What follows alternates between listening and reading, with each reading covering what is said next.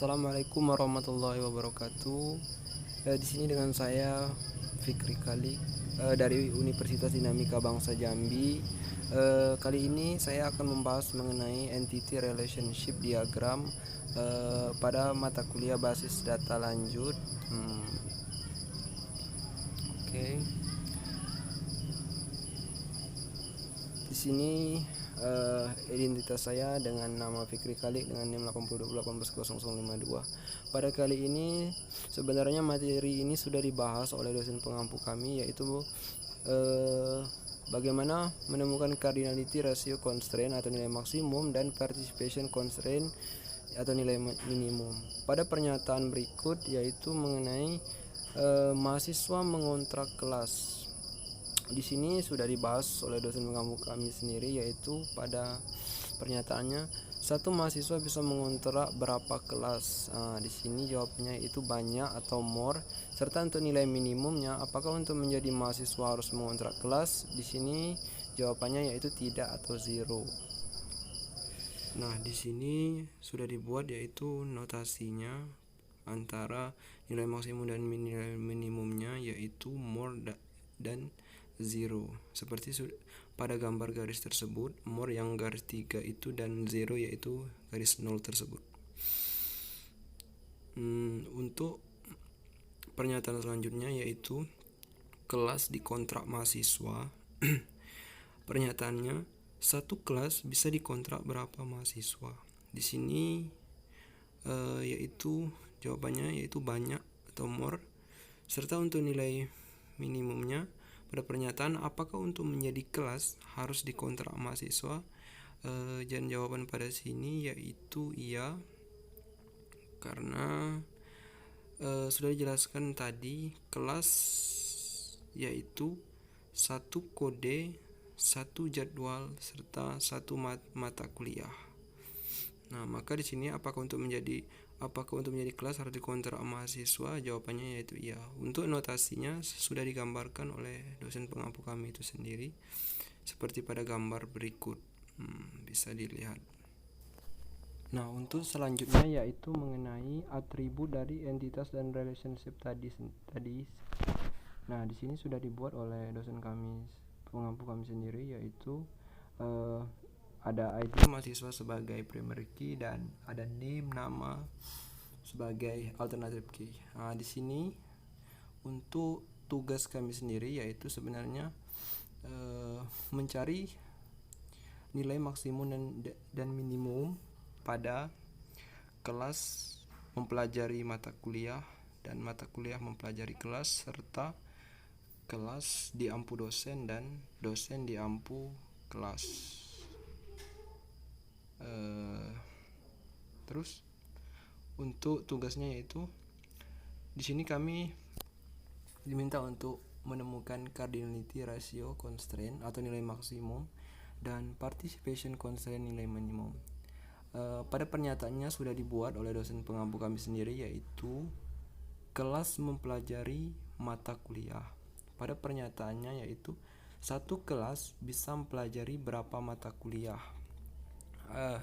Di sini saya buat yaitu satu atau one, karena analoginya satu kelas seperti yang sudah dijelaskan oleh dosen pengampu kami tadi, yaitu kelas merupakan satu kode, satu jadwal, satu mata kuliah.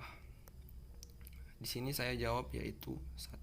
Dan untuk nilai minimumnya pada pernyataan apakah untuk menjadi kelas harus mempelajari mata kuliah, saya jawab di sini ya, karena di sini berhubungan dengan perkuliahan. Sebenarnya sih untuk menjadi kelas tidak mesti dalam perkuliahan saja, karena dari segi sekolah SD, SMP itu bisa disebut dengan kelas jika dalam sebuah forum. Karena di sini merujuk pada perkuliahan, maka di sini saya jawab iya.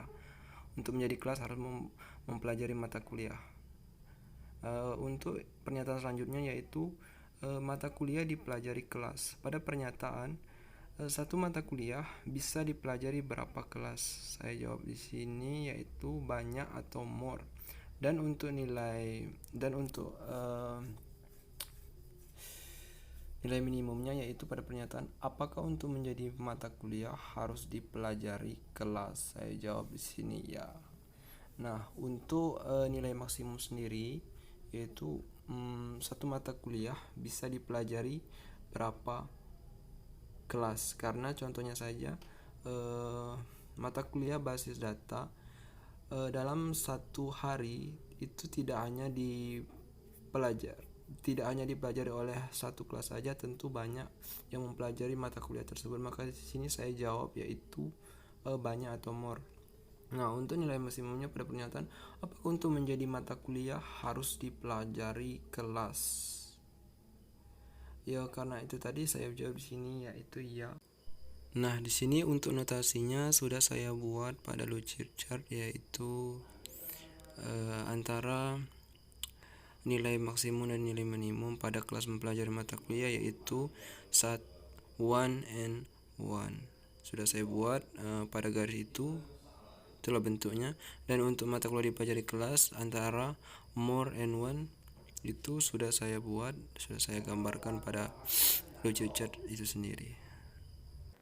Nah, di sini untuk pernyataan selanjutnya yaitu pada kelas diampu dosen. Di sini pada pernyataan satu kelas bisa diampu berapa dosen? Di sini saya jawab banyak atau more. Serta untuk nilai minimum, apakah untuk menjadi kelas harus diampu oleh dosen? Di sini saya jawab ya atau one.